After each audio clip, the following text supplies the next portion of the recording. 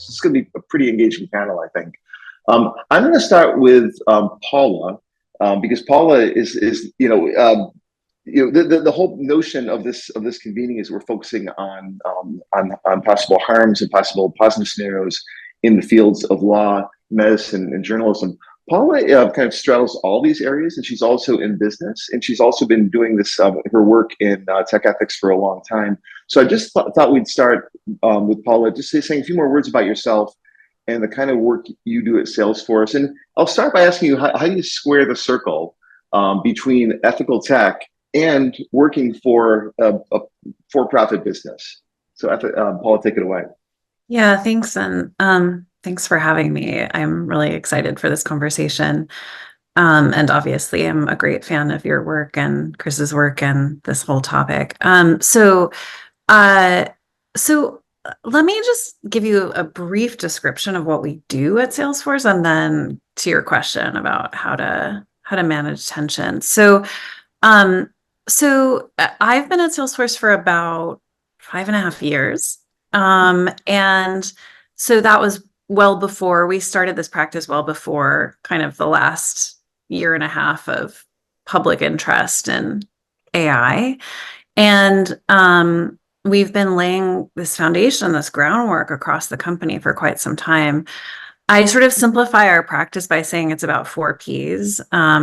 Policy, that is to say or I should say I start with principles, which many, many companies have around kind of what does good technology look like and what are the values we seek to uphold.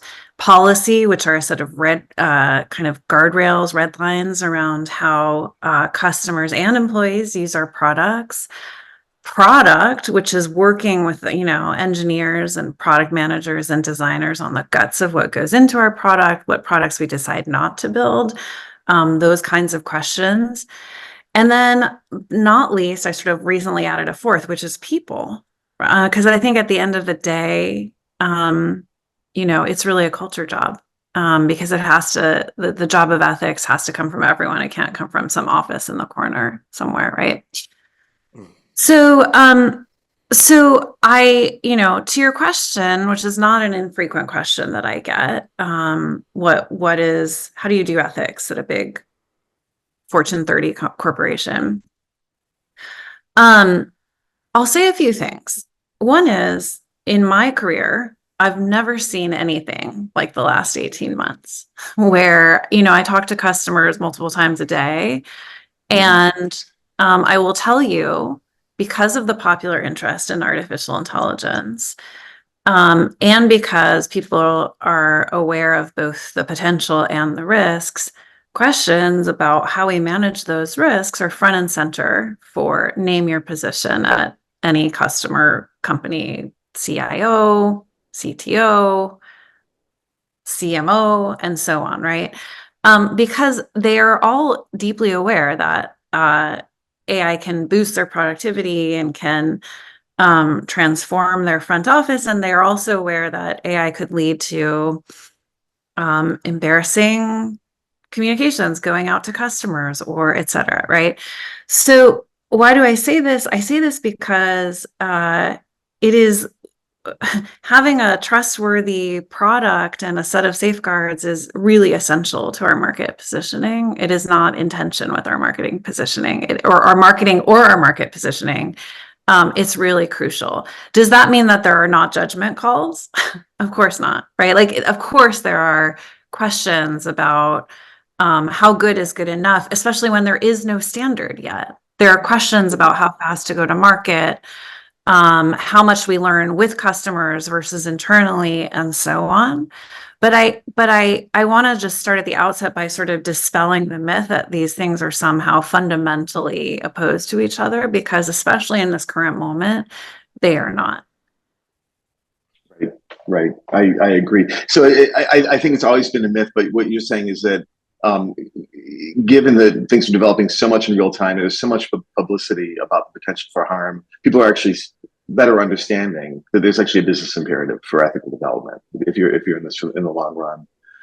Do you want to say a few words about the processes you go through to kind of integrate multiple perspectives, the stakeholders, the users, the developers, because I think that guys, all the panelists, I'm kind of hoping that we can do a miniaturized form. I'm hoping we can kind of like replicate the logic of this of this 2-day event. So kind of we want to kind of talk about the goals and values in the different domains. How AI can potentially go against those values or undermine our goals.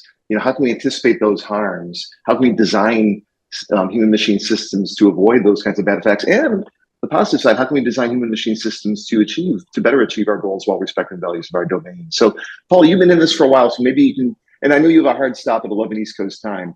So just say a few words about the process you guys have adopted at Salesforce. And also, has it changed and evolved over time? Absolutely. Yeah, it definitely has. So one example of that is we put out a set of principles for responsible AI 6 years ago, and we revised it last year with generative AI because the risks are different. I mean, they're not entirely different, but it's almost like a different accent, right? So we didn't really worry about accuracy to the same degree when we talked about predictive AI as we do with generative AI, because generative AI is not determinative, right? It's you don't know what result you're going to get when you type in a prompt. So that's one thing. The other, I think the more important thing, and actually, frankly, an unsolved problem, is the stakeholder feedback question, right? So we have these sets of principles. We then have sets of principles that are maybe sort of domain or industry specific, that are evolved in concert with stakeholders, and we have an internal ethical use advisory board which has a number of outside experts on it, as well as frontline employees, as well as executives from throughout the company. We're deeply involved in these sort of multi-stakeholder civil society efforts, again, generically for AI, and then industry specific civil society efforts. And we do a whole bunch of internal work before we release a product, including but not limited to reviews, where we sort of have these sets of, to the point of this convening, we have a kind of a set of socio-technical harms that we're evaluating against and mitigations against those harms. We also do adversarial testing. For those of you that are not familiar with this is a practice that's borrowed from the world of security, where we're trying to break the product before we release it so we can fix it. But we're trying to break it from the perspective of like, can we get it to do something awful? And part of that is manual and part of that is automated. And we do that not just on our AI models, but on our applications that are built on top of those models, which is really important, and so on. And then we have these rounds of feedback that we're collecting, both in pilot and when things are released to the general public.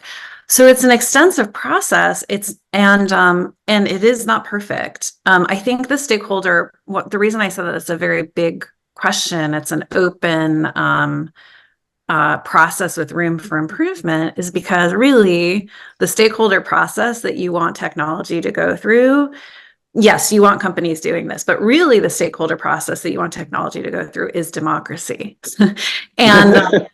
And so that is the ultimate multi-stakeholder process, right? And that's where you really want these decisions being made at the macro level. Mm-hmm. Mm-hmm. All right, great. Paula, I know you have a hard stop at 11, so I asked you to front load your comments. Please feel free to chime in as this goes on.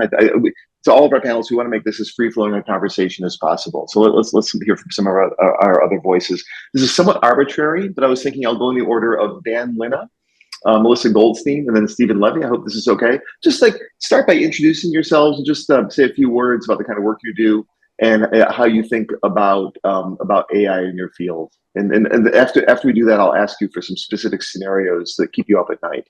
But let's start with just introducing just in general kind of work you do in your orientation. So Dan, let's start with you. Sure. Hi, everyone. Dan Linna. I'm at Northwestern University. I have a joint appointment in the law school and the engineering school. This is my third career. Previously, I was an equity partner in a large law firm. I did a lot of commercial litigation, supply chain litigation, automotive supply chain litigation, also privacy and emerging media. Before that, I was a developer and IT manager. And so that has all kind of come together. And for the last decade, I've been really focused on computational technologies and legal services delivery, including AI, looking at how law firms, courts, governments, legal aid organizations can use technology and how we can create tools so individuals can better access the law and justice. So those are the things that I've been working on in my career, and more specifically in my research. I've been focused on evaluation for a while, thinking about just innovation more broadly. In law, we don't have great metrics for understanding what it is we do that produces outcomes. We're not evidence-based. And I wrote a paper a few years ago comparing it to medicine, where medicine and law about 120 years ago were kind of in the same place, where there were communities of practice and you had an idea on how you do things. Medicine took a complete empirical turn, right? Very data-driven, lots of outcome information to drive making decisions. But in law, we're still just kind of communities of practice, and we each, I'm the lawyer, I can kind of decide how I do things, and I don't necessarily have any evidence to support doing it that way, but that's the way we do things.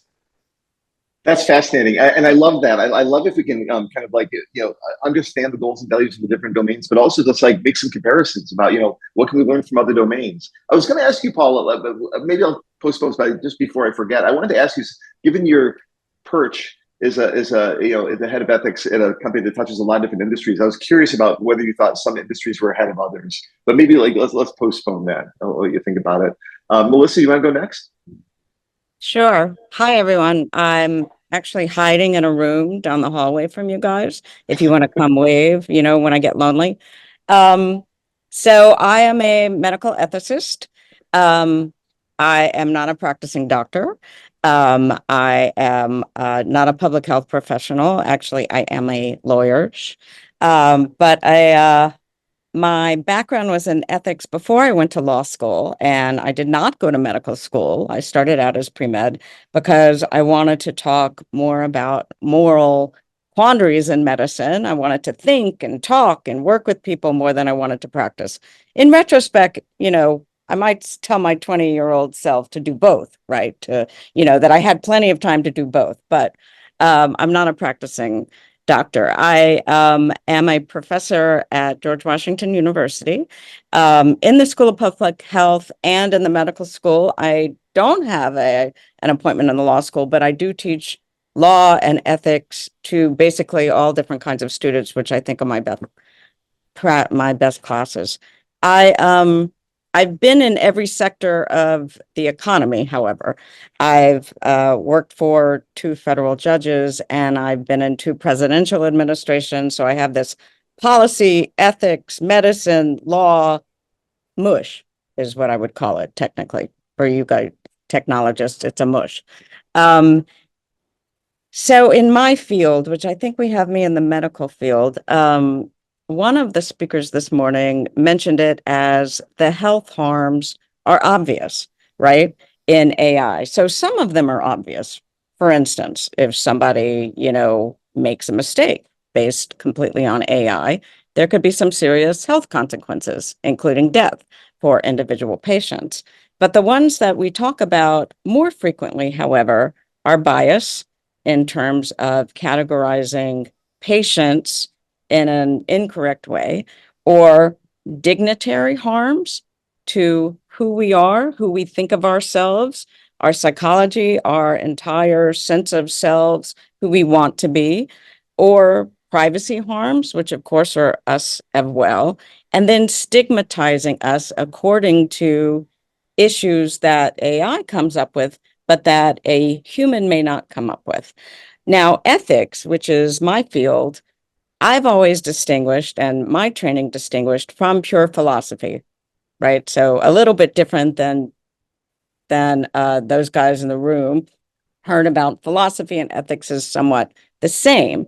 So I've always thought of ethics as more of a tool. So my training was more in religious studies and philosophy than pure philosophy. So I don't know what the rest of the philosophers, including Paula, think about this. But, when we go forward with AI, when we're thinking about increasing human capabilities or making us better or making the world a better place, which is what we typically focus on, is it really increasing human capabilities, because I think, Jim, one of your slides, I think, had human capabilities and machine capabilities, right? And they're complementary, yeah. Exactly. So the machine capabilities list, when I looked at it earlier, I thought, well, some humans have all of that, right? Rational thought. Maybe not as good, but yeah, on better days. Yeah. Right. So this is a great conversation.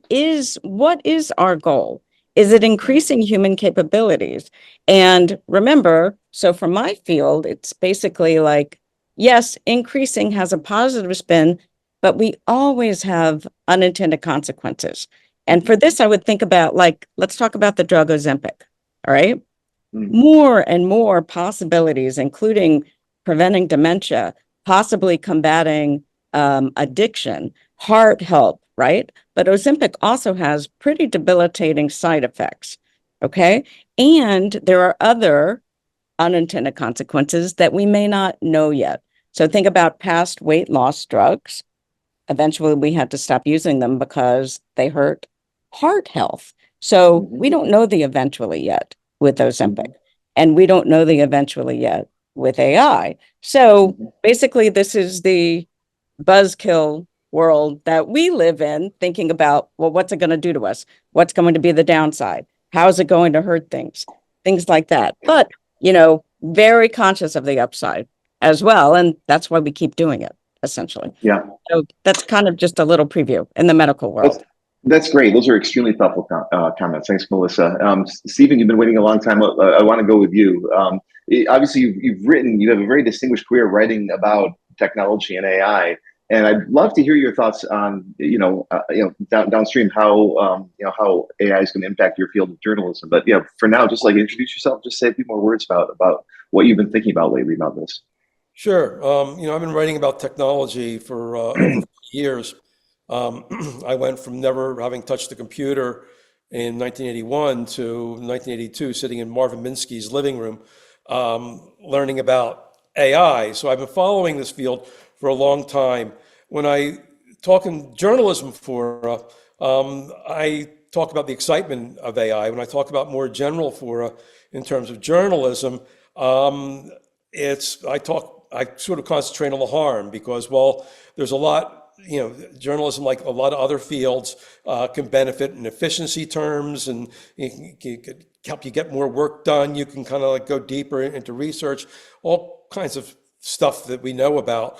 But it's not a future worry of saying, like for, the weight loss thing, saying one day we'll find out that it's bad. We're not right now seeing a business model crisis from AI in journalism at this very moment.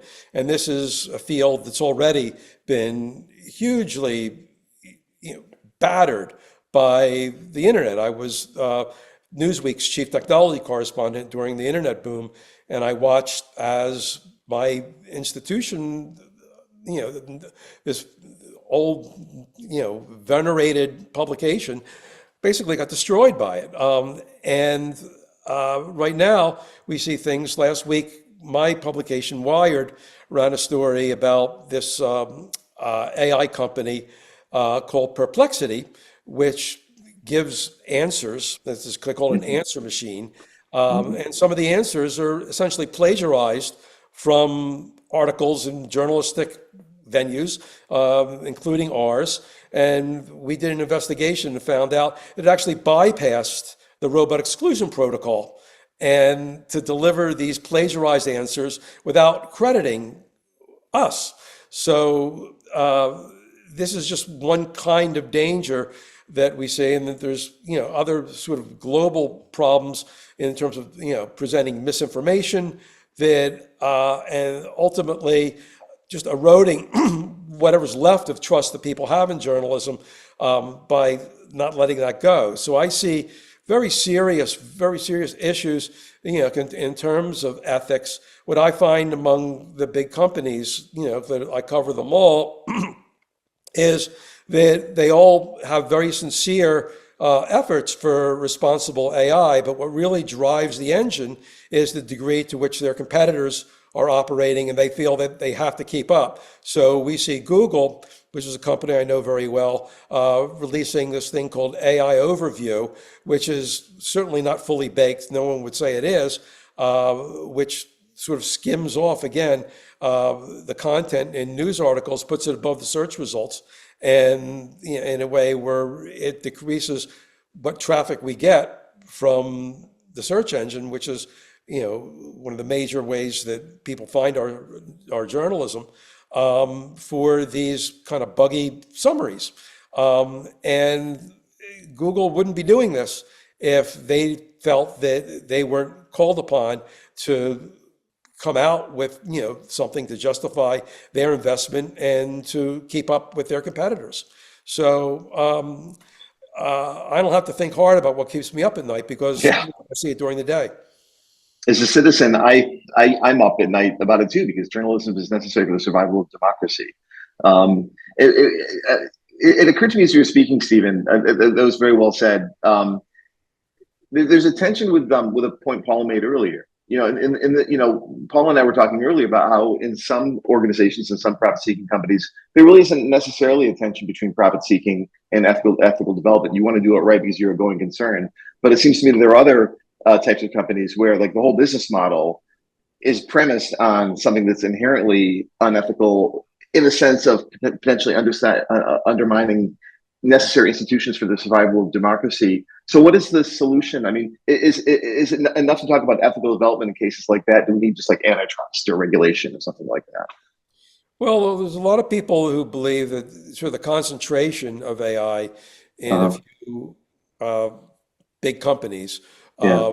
is part of the problem there. But what I see is, there's not like evil people running these companies.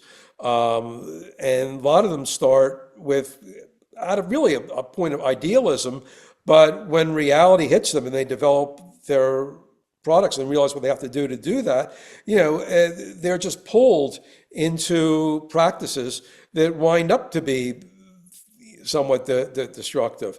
Right. I spoke to Elon Musk and Sam Altman on the day they launched OpenAI, and it was a company specifically started, a nonprofit company started to counter big tech from developing AI.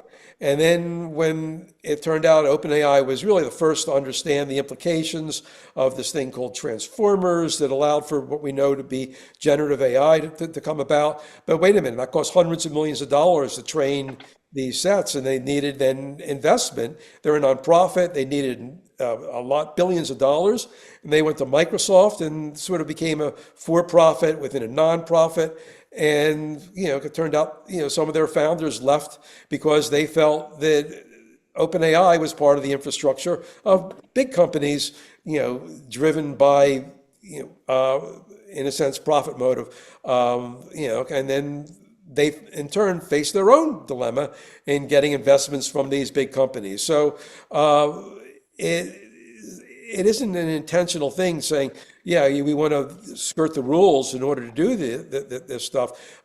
Just pragmatically, in terms of getting the money to build this stuff and then justifying those investments, and also to keep up with the competitors, that drives them into practices which harm the general public. I want to kind of keep going around the table, just so we keep this conversation. But Stephen, I want to ask you a follow-up question that maybe you can answer next time I call on you. Assuming we can kind of not solve, but address this issue you're talking about. Sometimes I joke, the word data is the Latin word for given, but we should really use the Latin word for stolen in some of these cases instead of the word data. But suppose we can address that, through, it's not an ethical thing, through regulation. Suppose we can kind of get that right. And you've got these great tools, these powerful tools that journalists can use.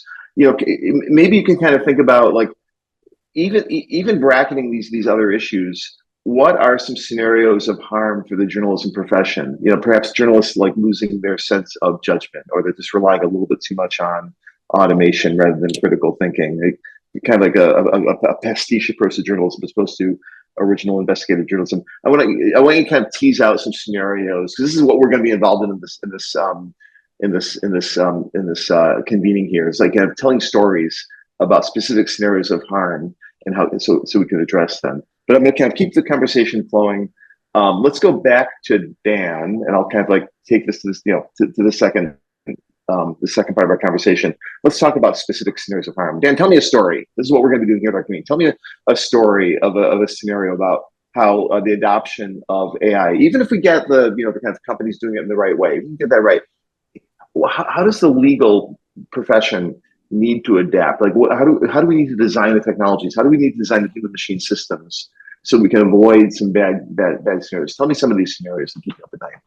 Yeah, in my view, the biggest risk here is the increasing irrelevance of law.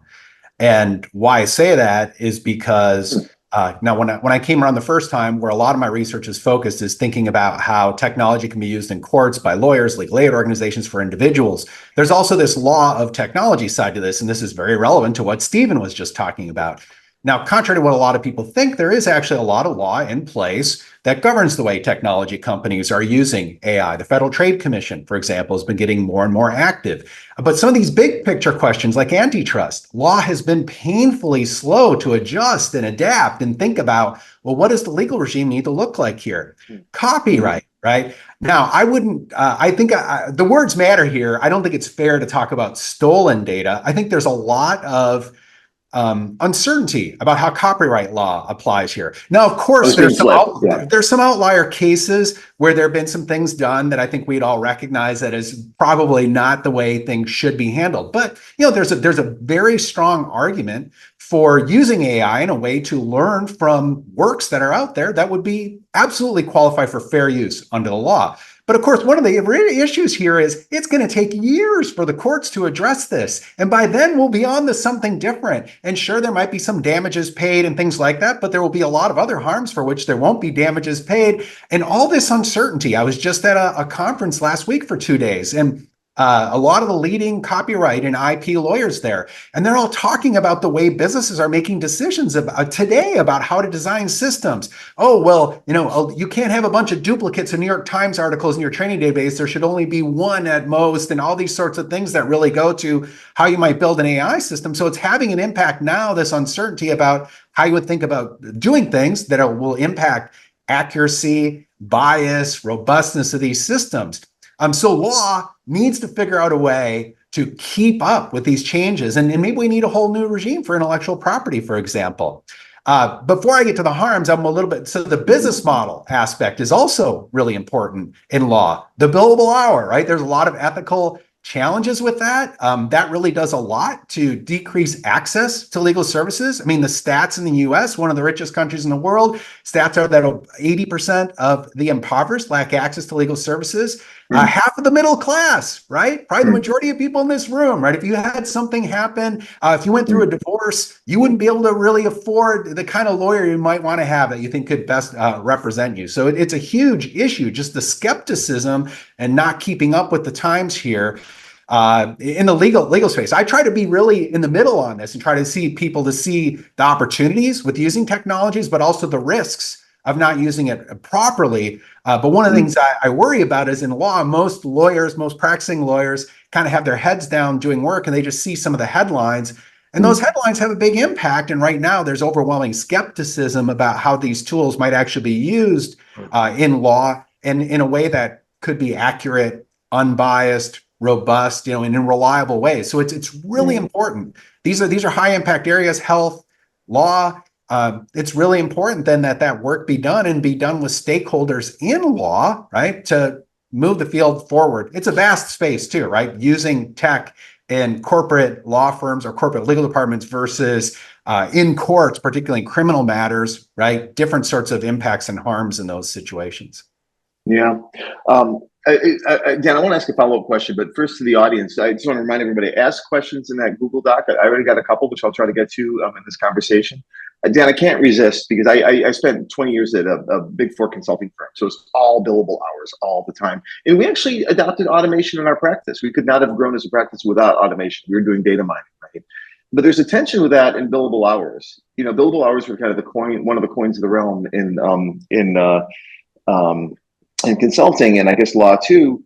And what we saw was that the kind of like lowest value things that people can do could be automated away.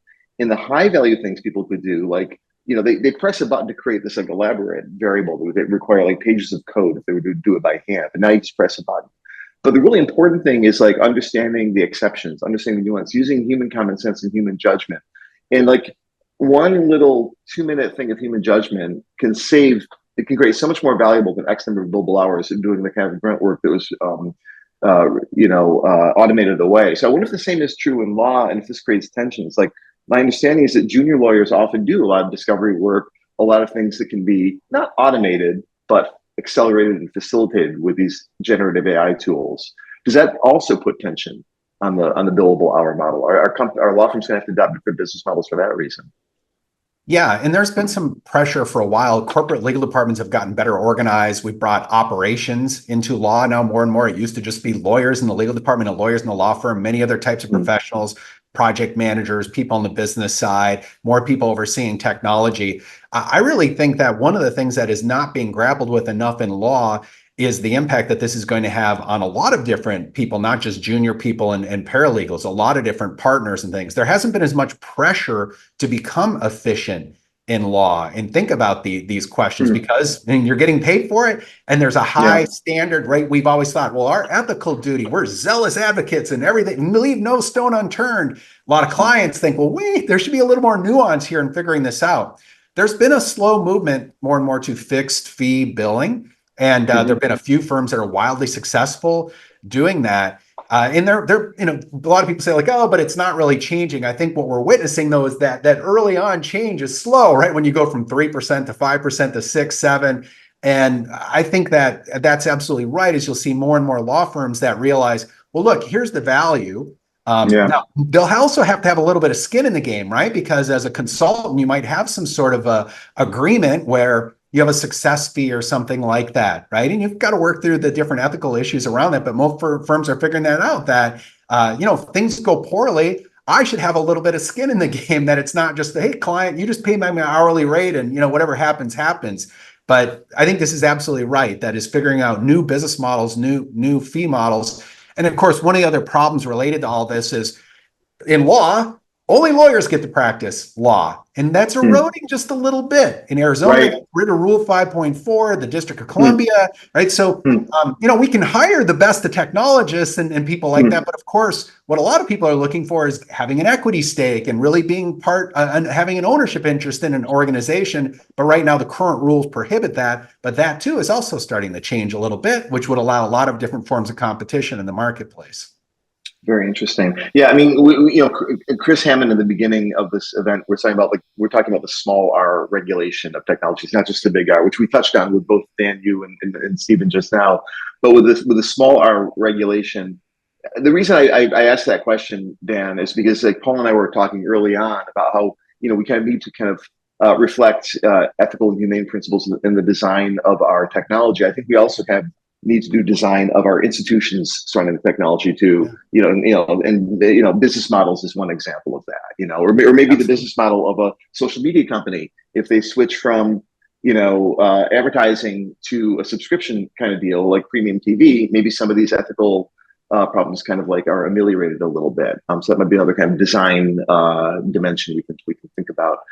All right, I'm going to go back to Melissa and then Stephen to talk about, just tell me some stories about harms in your field. And then after that, I'll try to get to some of the audience questions. Melissa. So first, I want to respond to the previous discussion. So when you were talking about judgment, right, and human judgment, so many years ago, I did spend 3 years at a very large New York-based law firm focused on billable hours, right? At the end of that, I had a much richer understanding of the private sector, whereas before probably I did not, even though law firms are not technically the private sector, although maybe they are.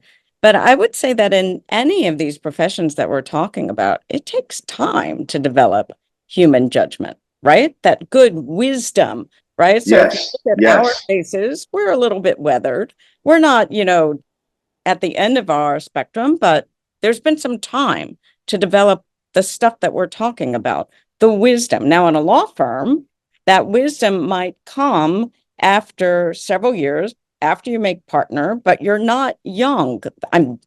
you're still young, right? But You're you're less not young. just starting out, right? Now, what also happens is law firms that if you hit maybe 55, you're eligible for retirement. Now, what happens to that wisdom of the 55-year-old, of the 60-year-old when they're retired? Now, you're training the younger people who are learning through those maybe depositions at smaller firms or solo practitioners, or maybe doing the document review, right? So I was doing a lot of document review. You know, guess what? I actually learned a lot with what was admissible, what wasn't admissible, things like that. And the judgment increases over those years.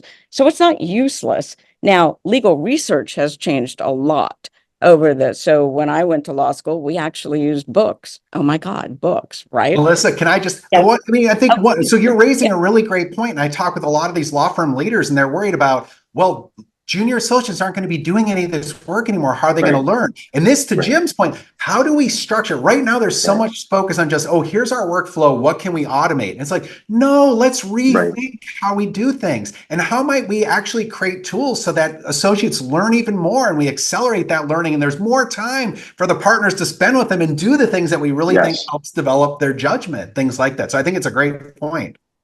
So I'll switch fields now. I'll go into medical field now. All right, harms. We talked a little bit about before harms, like actually leading to, like, if we think of the most serious harm, okay? Someone dies because of an AI mistake. Well, guess what? Humans make mistakes too, and people die. And that's, you know, typically lawyers get involved. That's medical malpractice. So that's where the fields kind of coalesce. AI making mistakes that are more subtle are the type of patient and medical judgment that goes into AI possibly classifying patients, okay? So classifying patients as maybe a heart patient, or maybe not a heart patient. Maybe this is a skeletal musculo, right? And then you're not looking at heart issues, or radiological AI, which is where one of the big, I think, areas of opportunity is like analyzing x-rays, right? But at the end of that analysis of the x-rays, there's the radiologist with the art, with the years, with the ability to see the differences. Now, if we completely eliminate that person, then we just have the AI, and we know that there are mistakes that will be made. Now, again, like in law, how does that radiologist develop that art? It's from years and years and years and years of looking at different scans. So what does harm look like? Harm looks like elimination of the people with the skills at the very end, and also we're looking at training.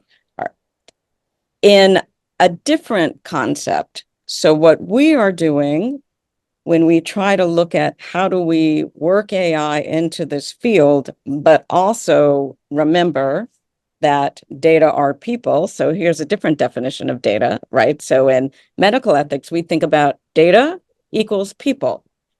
All data in medicine represents a person at the very base. It is a person. Is to think about this relatively new concept called explainability. How do we explain it to patients, to docs, to the people in the medical records department, if there are people if there are medical records departments, and if there are people there anymore? But how do you explain it? How is it working? And the reason for explainability is this idea of trust. So all of us are patients in some system or another, right? Do you trust it? Do you trust AI to make the decisions for you? Do you still trust your doctor more than you trust AI? Why? Right? And the same works for clinicians. Do clinicians trust AI to make those decisions or not? Should we trust AI in the medical field, which may be the most critical for us if we are patients, if we are sick, if we are vulnerable?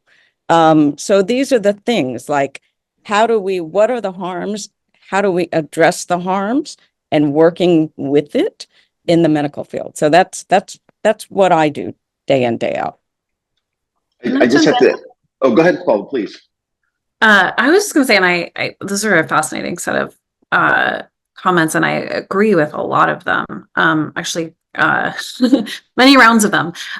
What I was going to say, just to draw on a thread, is that when we're thinking about harms of AI, one frame that I think is really important that is often missing in conversations is the harms of the current system, right? So we heard that a little bit on when we're talking about how AI is transforming the law, right? So the comment that hourly billing makes legal services inaccessible to many, right? And same thing with medicine of like, well, humans make errors as well, right? So the harms of AI are quite real. The framework though, that I often hear, and I'm not saying I'm hearing it here, but I hear it often enough that it's salient, is like to focus on the harms of AI as if they're like totally new, completely different than the current system, et cetera. And I think the opportunity is instead to think about the current system, where it can be better, what AI might do to it, and design sort of that combination of AI and human oversight and human judgment that gets to the best outcomes. I recognize that sounds potentially even a little bit naive because we don't know what the outcomes of AI are totally, right? But that's the frame that I think is important to encourage. For example, I'll just give one more: AI in hiring, in human resources, right? Mm. There's no doubt that bias and accuracy are real issues for AI in hiring. I will also tell you that the current state of automated hiring, where millions of CVs can be submitted with the push of a button for a single job, like a human is incapable of reviewing all of those, right? So how do you assess what fairness looks like in that, right? How do you come up with a system that's better than where we are right now? And the promise of AI is that you have a digital trail so you can assess fairness in a way Right. that probably couldn't have before. And the challenge is you need a human being to remain accountable for that. And those are the systems that we need to design. Very nicely said. And if I can just pick up a little bit on actually, Paul, there's a nice quote from one of my heroes, Sendil Mullainathan. He says that it's precisely in the areas where people are most concerned about machine bias. It's precisely in those domains where machines properly designed can ameliorate human biases. And I think hiring is absolutely one of those examples. We haven't figured it out yet. We do it in these naive ways. We'll train an algorithm on past decisions that have been biased, or we'll use sort of like modern phrenology. We'll use kind of like image recognition to people's facial expressions and kind of somehow map that onto personality types. And it's all very like 19th century weird stuff. But if we can kind of get it right. Yeah, go ahead. A problem in that is that, we don't understand those systems well enough Yeah. to be able to purge them of bias. So a great example of that is when Google, in a well-meaning attempt to create more diversity in its outcome, wound up, delivering, when people asked for a photo of the founding fathers, showed, people of color, doing the cast of Hamilton, Right. that showed that, and they caught a lot of flack for that, but it was an attempt to globally remove bias from it, but they just didn't do it skillfully. I want to go back to some of the copyright issues and how they actually will wind up impacting perhaps some of the way this thing plays out in terms of people using the systems. I'm a member of the Council of the Authors Guild, which is suing OpenAI and Microsoft for using the content of our books in training their systems. Obviously I don't speak for the Authors Guild, and I abstained from the vote because I write about these companies. But there is a big effort among publishing companies and journalistic enterprises to work out some kind of deal. And some companies actually entered into agreements with some of the companies to use their work in training. And there's a big effort to kind of figure out when, in output, they're using part of copyrighted works, whether there could be a payment for that.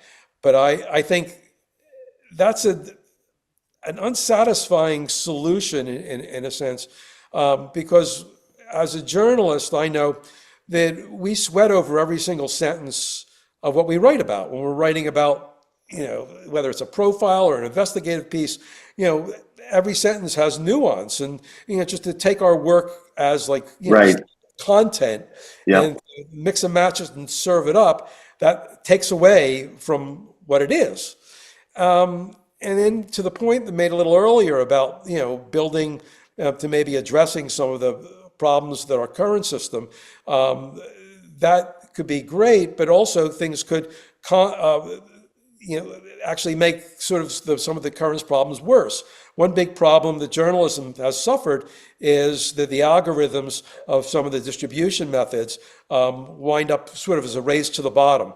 And it's affected content in all kinds of places. Every publication has to be cognizant that that people don't buy their content as a package anymore.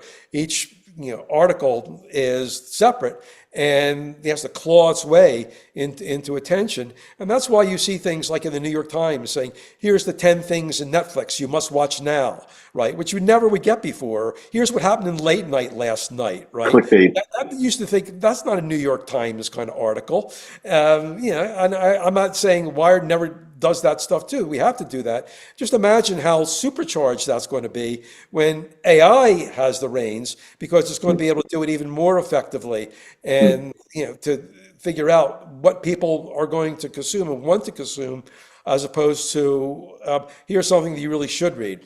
I feel I don't want to put words in your mouth, Stephen. So shut me down if this doesn't seem right. But I feel like in the last, all of you speakers, I feel like either explicitly or implicitly, this idea of judgment has come up. It's like, the most value a lawyer or a doctor can add is just good judgment. The Greeks had a word for this, phronesis. It's from Aristotle. It's the root word of prudence, or just practical wisdom or practical judgment. And it's a word that's not in our vocabularies right now, and we don't know how to measure it. There's no billable hour for good judgment. Or Stephen, you said that, all this data, they just get sucked up into this, hoovered up into these systems. Journalists would really think about, what is the right word to use? What is the right person to interview? How do I mesh these ideas in a way that gives the reader what he or she needs, not what he or she wants to click on? You know what I mean? It's just like in every one of these domains, I feel like there's this threat, unless we kind of design our institutions properly, that we're going to kind of, human judgment is in reality more important rather than less in the age of AI. But if we don't do it right, it's going to be kind of extinguished, or it's going to be deprioritized. I don't know if I'm putting words in people's mouths, but it seemed like a common theme. Yeah, so far this has been a refreshing panel because no one's brought up AGI, and I'm going to ruin that, because I'll tell you that the people building these systems, at least some of them, in some companies, that is their ultimate mission.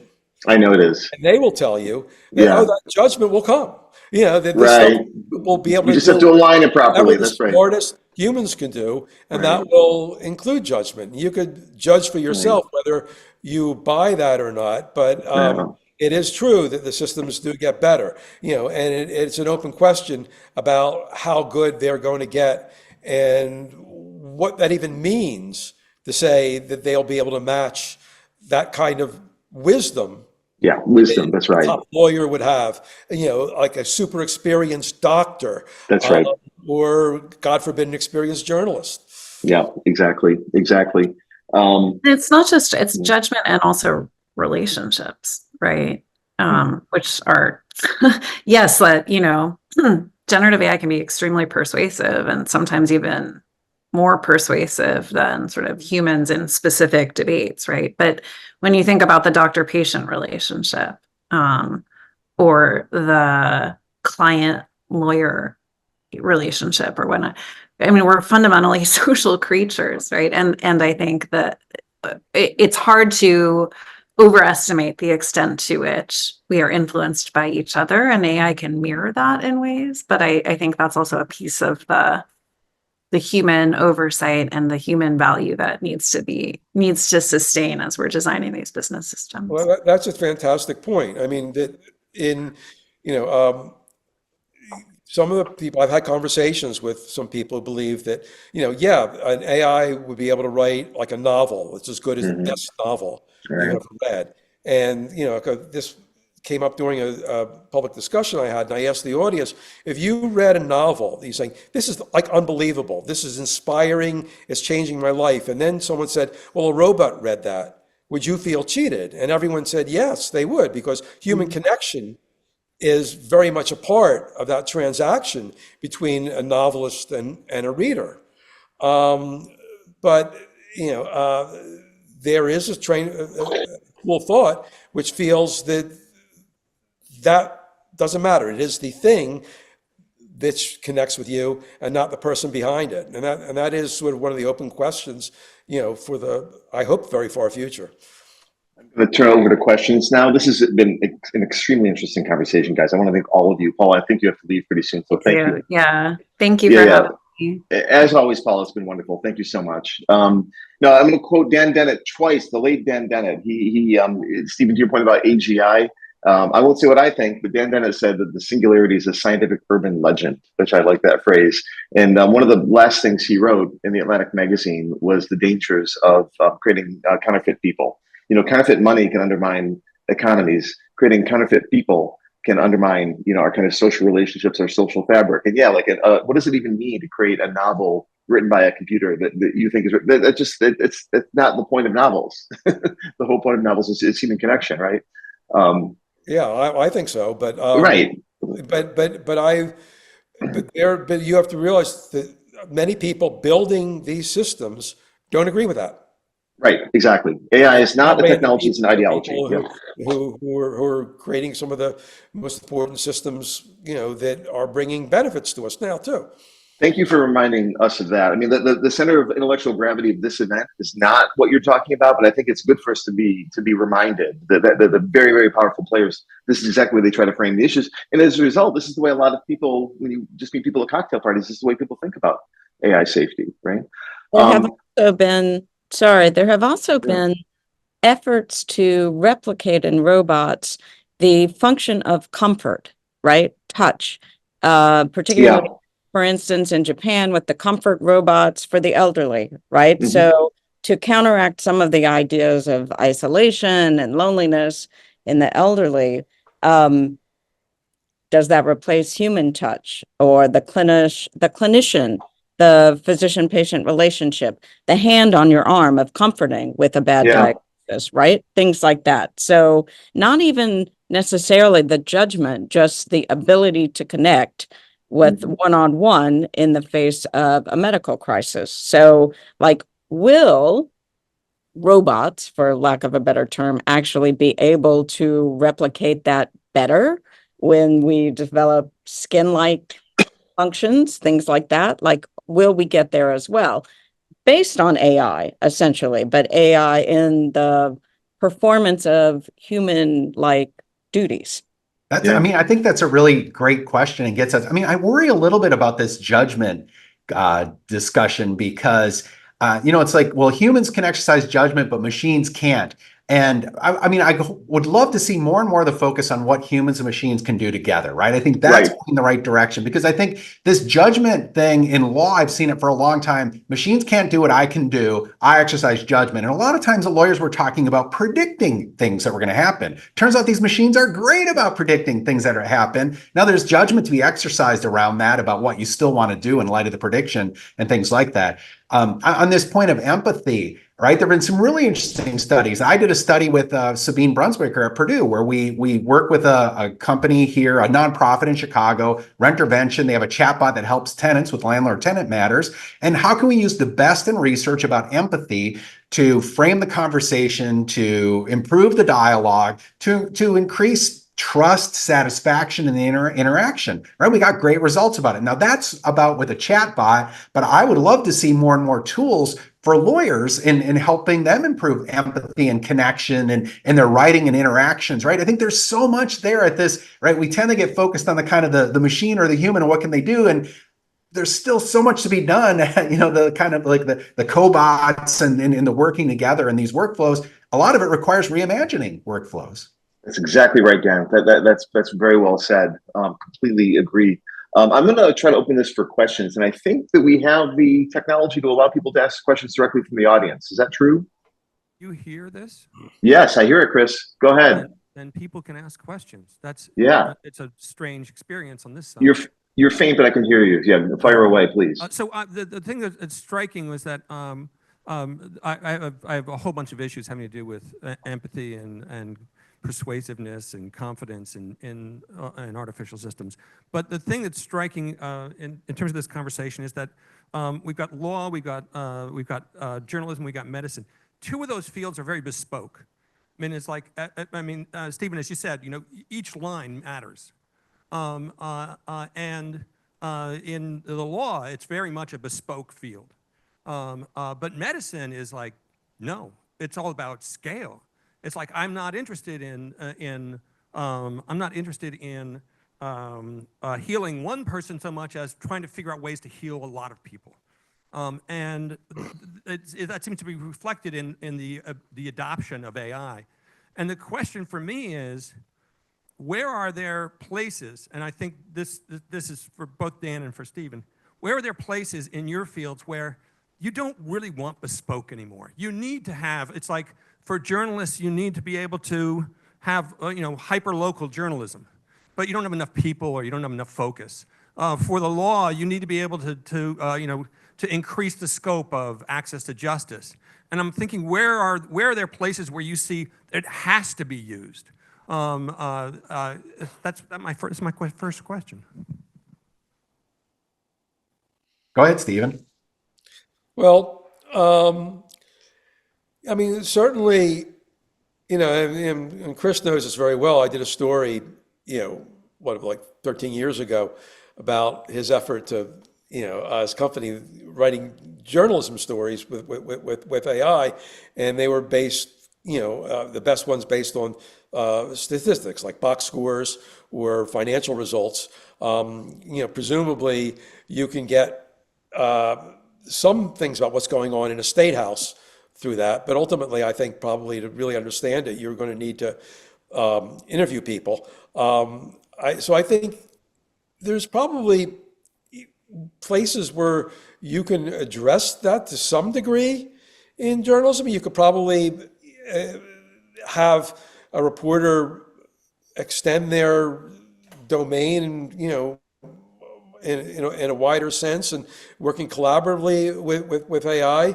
But I think there would be limits to that. I mean, you wouldn't be getting the same, at least with the current state of AI, the same kind of reportage in that. I guess the exciting part of what that would do, and the great thing, we haven't touched on this exactly, is that the power of generative AI and these big systems is that they know everything, right? And you could kind of get the most obscure information with a simple query, so they could reach into anything, things that you never heard of or things that you would have forgotten. And presumably at some point they can analyze and find patterns of things that then you would pick up and do reporting on.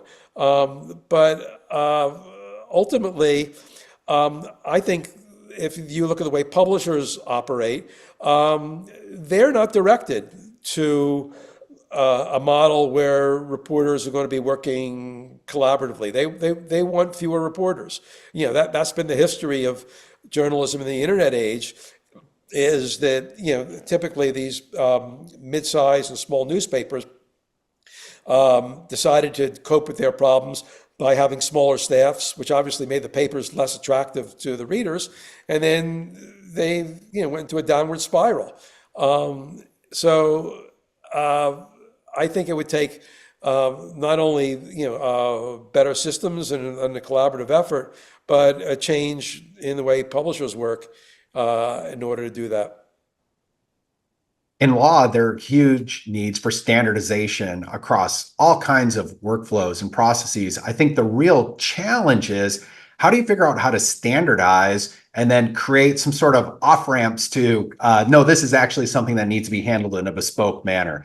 And so the chatbot that I talked about, giving advice to tenants, the vast majority of tenants just have basic questions about, How do I get my security deposit back? How do I write the demand letter? How do I respond to this simple complaint filed in court? Other times there are more complex things going on that you really need a human lawyer than to talk to the person, try to figure it out. I also think dispute resolution, we're seeing changing attitudes of judges, and particularly lawyers and legal academics would tell you, like, well, we don't want AI anywhere near making decisions in matters. But if you go sit in Cook County Court or your local county court, wherever you sit, and watch what some of those trials look like on a housing matter or something like that, there's nothing going on there other than trying to get a few facts and applying some sort of heuristic and deciding who wins and who loses. And that's not justice. So figuring out, right, how can we use these machines so that those ones where it's just the heuristic and we give the reasoning, we get the right outcome, we improve, getting the right outcome more often, but then we figure out the ones, no, this is the one where I, as the judge, I need to spend more time on this. This requires a little bit more care. I mean, that to me, that's the real challenge here. Other questions?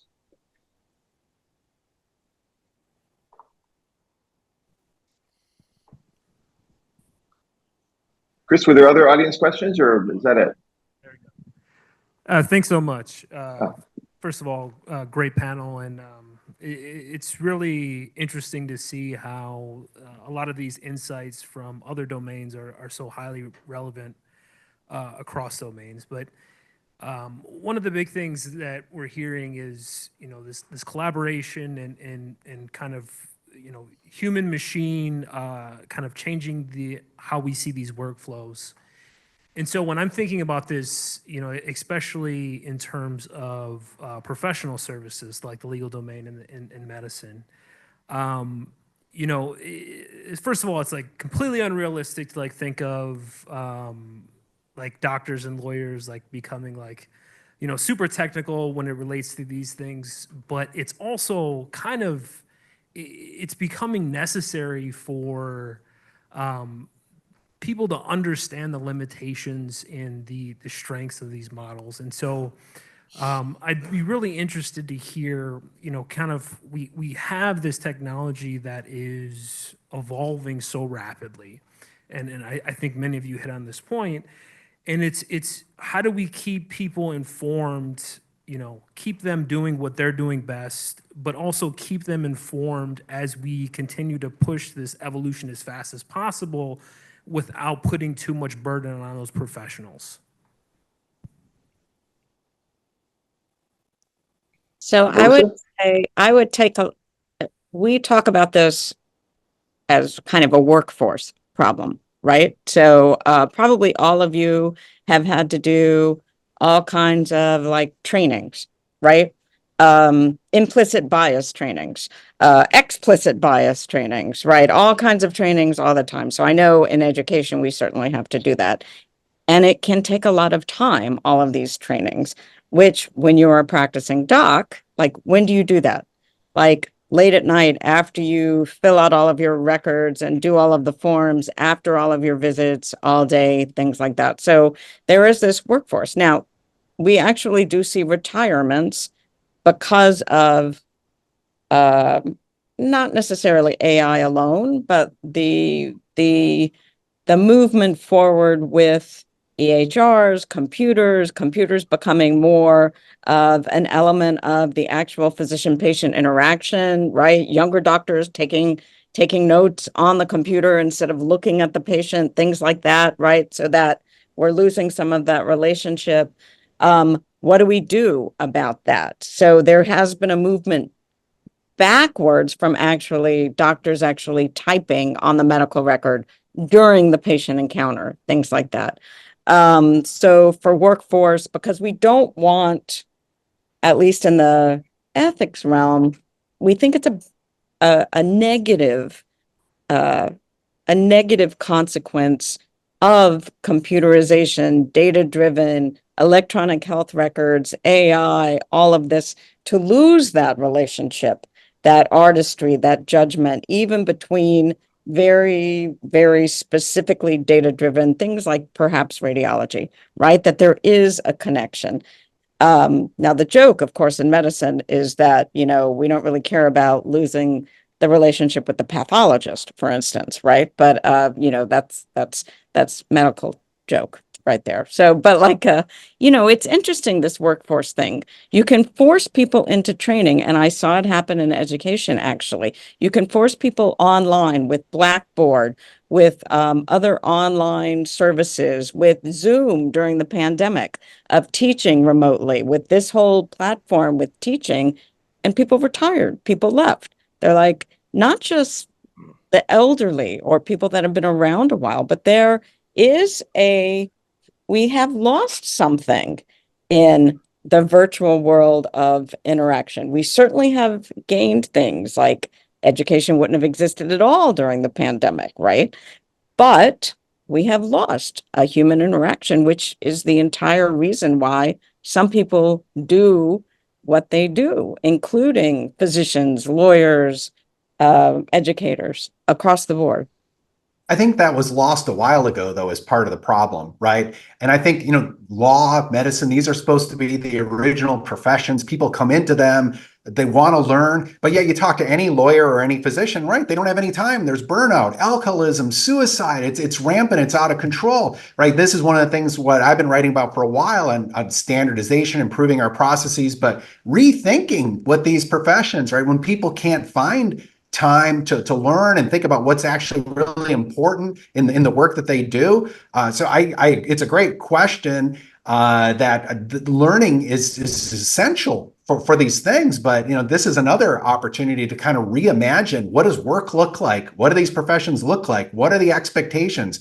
Where's the leadership and management going to come to reframe that? I see one of the problems in law is that when you come up against that and you realize the ethical obligations, and there are robust ethical obligations to be competent, think about confidentiality and privacy and bias and things like that, well, then it gets easier and easier to say, well, then we're not going to do any of that technology stuff because we can't, use it competently and come up and figure out how to do all the training component of it. So it's a great question, because that's another huge challenge. And, so how do we kind of rethink what's expected of the professionals? If judgment and learning about this environment is so important, then we're going to have to figure out a way to change the way that these professionals work so they can, do the other things that we think are high value and have the time to learn in a way that they can deliver on those things.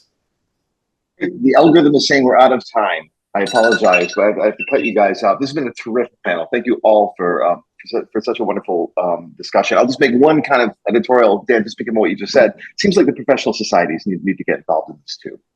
The AMA, the ABA, and so on and so on. I'll leave it there, and thanks again for a great panel, everybody. Yeah, thank you. Thank you, everyone. Thanks. Thanks a lot. Great panel. Bye-bye.